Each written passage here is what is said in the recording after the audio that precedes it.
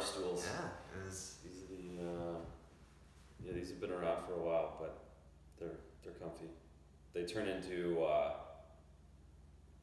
gymnastics moves, flips, or soccer rolls most of the time. So yeah, they don't have too much life left in them probably. At my house, these things turn into like mail holders, laundry holders. Yeah, amazing how that changes over the years, but you'll see that. But yeah, today we're at the Raycroft household, and this is a very nice house you got here, man. Yeah, thanks. We've been here about a year and a half, so neighborhood's good. Kids are fun, and lots of kids in the neighborhood, so lots of bike riding, and so yeah, it works. This is the quietest it gets by all means. So you take advantage of it. Yes, exactly. That's why. Yeah, exactly. Yeah, it's like, come on over, because I'm just sitting in a chair. That's right. Yeah, they just thinking. Exactly.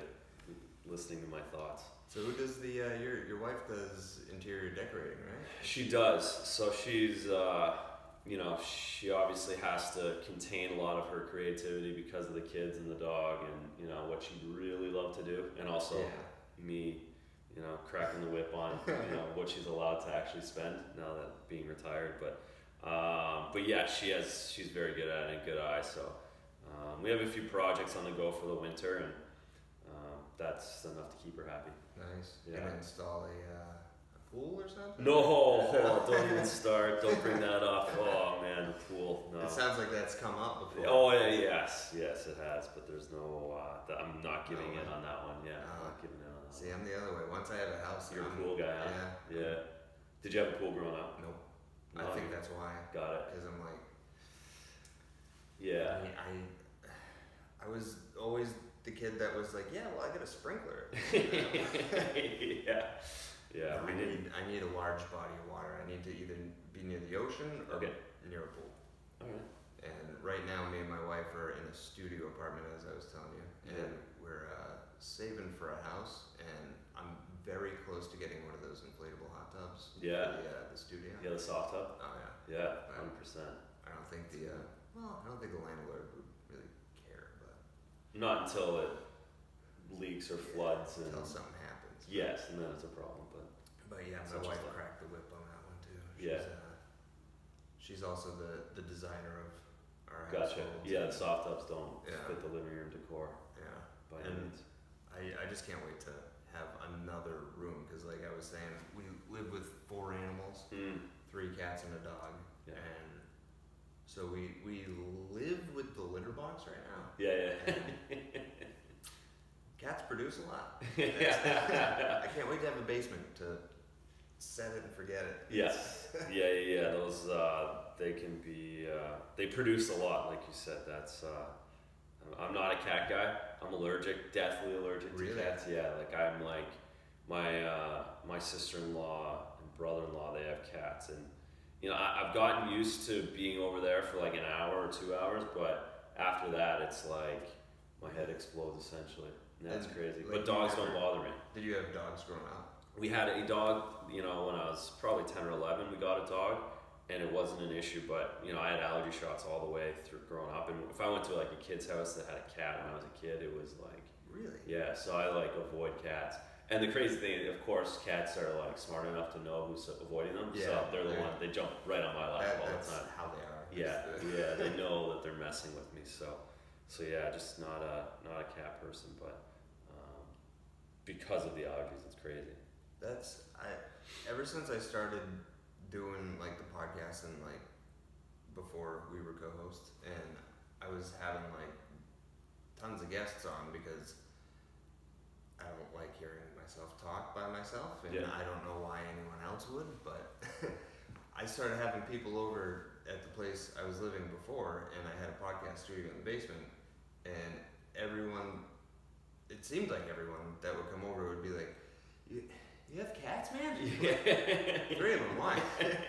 Is everyone allergic? I guess, it's funny you say that, because there's more than cats than dogs, obviously, but yeah, if I went in there with 3 cats, like 1 cat is one thing, if 3, I wouldn't make it through half an hour.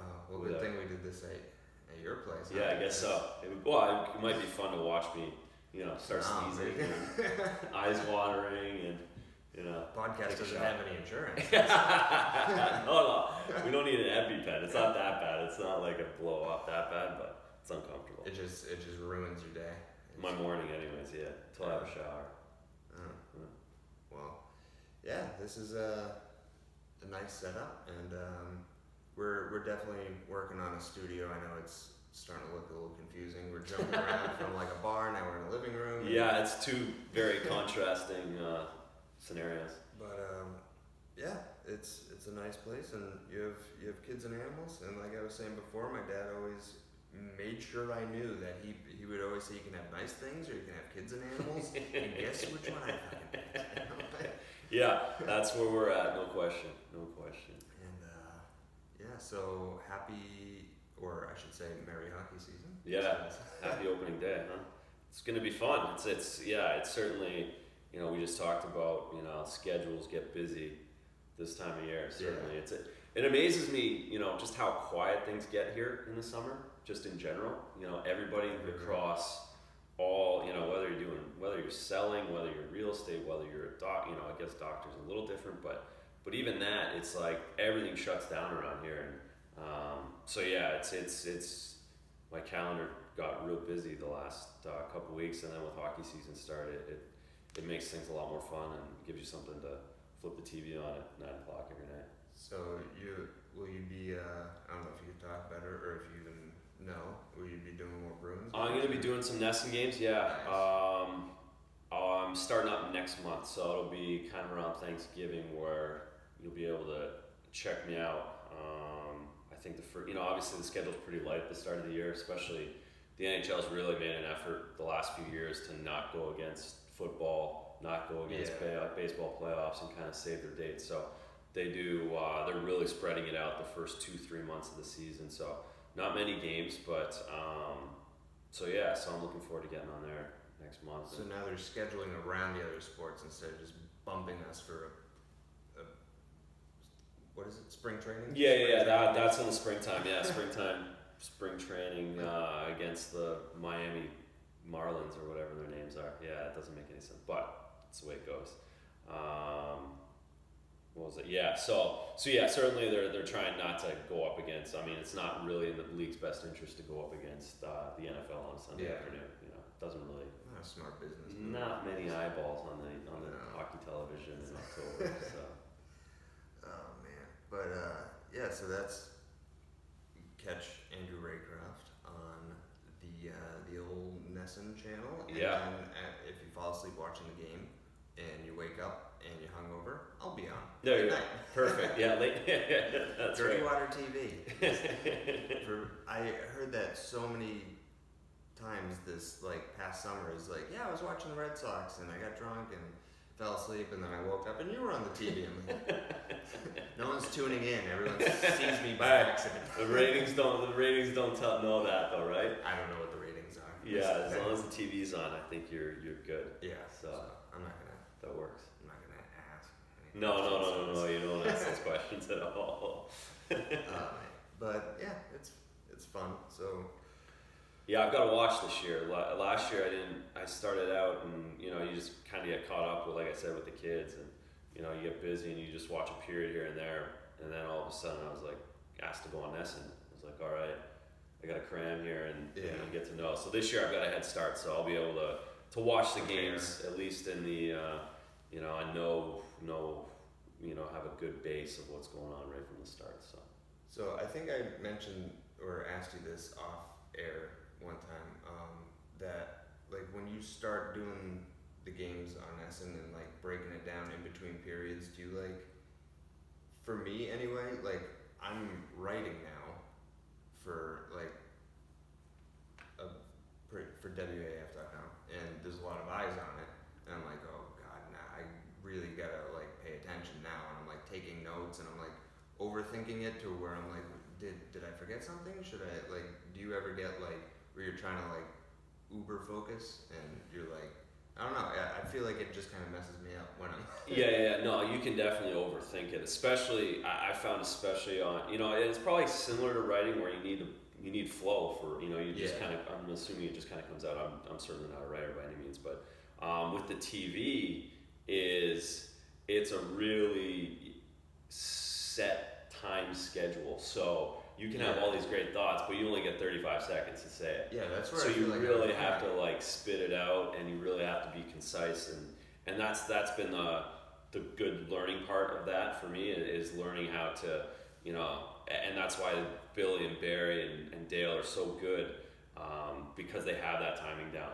Yeah. They know how to get their point across in 26 seconds, or if they need to fill an extra like 40 you just seconds. have to break it down into the English language. And Yeah, I quickly. have a hard time with that. Yeah. I can get off on tangents and speak and use too many words. Yeah, I'm the same way. Instead of just, all right, this is what happened, this is why it happened, and move on. Yeah, I can't, like, when I'm on the radio and I'm talking hockey and it's like, what do you think is going to happen in the game? And I start talking and I'm like, okay, well, it's Bruins, Leafs, why am I all of a sudden talking about the Avalanche? I don't Yeah. like, And then, did I answer that yet, or am I not in, where am I at with this question? And now I forget what they asked. Yes, Just keep talking until you remember. And I don't know, just take it away, guys. Yeah. Meanwhile, the producer's in your ear screaming and yelling. Oh, I don't have that. So that's with the TV. It's like, all right, we got 30 seconds. You got to get used to that too, because they're in your ear, letting you know what's coming. So you got people talking, and you got to. Yeah. Oh man. Yeah. In broadcasting school, that was my worst class was TV, like doing the anchor stuff. Yeah. And then having to listen and think and read out loud and.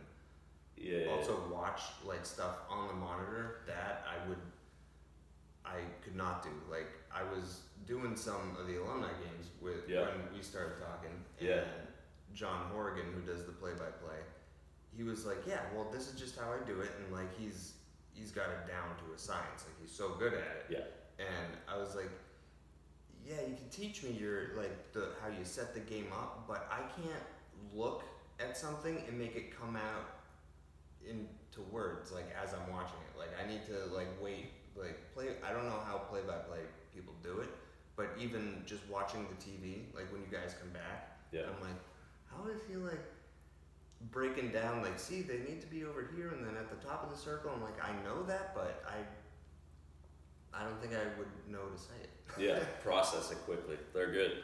Johnny Corey, he's amazing at what he does up there. It's hilarious. He's got lots of numbers in his head. But so tonight is opening night against the Capitals, and they are raising their first ever Stanley Cup.